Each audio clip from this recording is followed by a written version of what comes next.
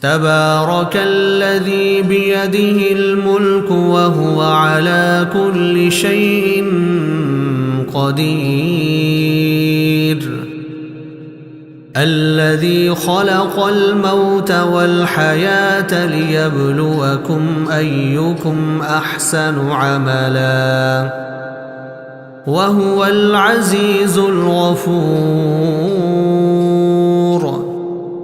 الذي خلق 7 سماوات طباقا ما ترى في خلق الرحمن من تفاوت فارجع البصر هل ترى من فطور ثم ارجع البصر كرتين ينقلب إليك البصر خاسئا وهو حسير ولقد زينا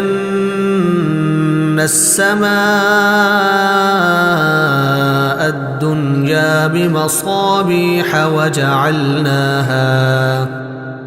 وجعلناها رجوما للشياطين وأعتدنا لهم عذاب السعير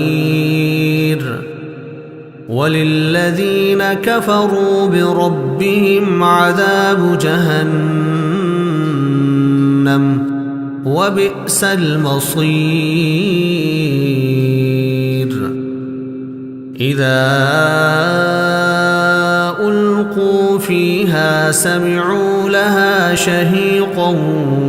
وهي تفور تكاد تميز من الغيظ كلما ألقي فيها فوج سألهم خزنتها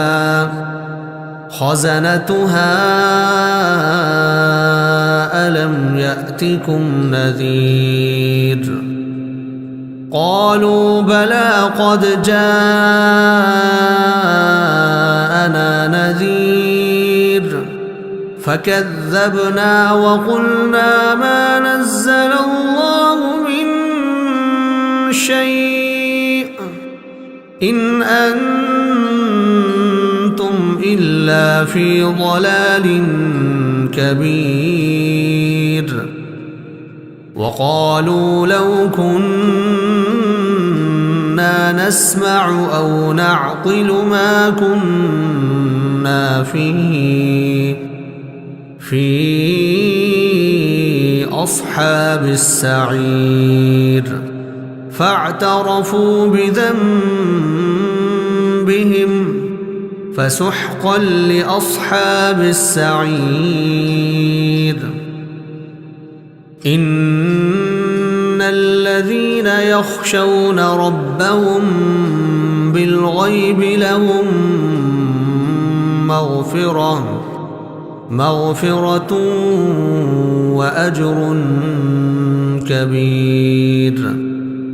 وأسروا قولكم أو اجهروا به إنه عليم بذات الصدور ألا يعلم من خلق وهو اللطيف الخبير هو الذي جعل لكم الأرض ذلولا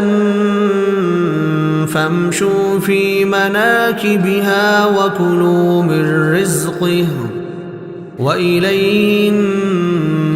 النشور أأمنتم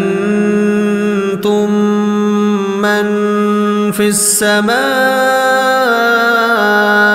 أن يخسف بكم الأرض فإذا هي تمور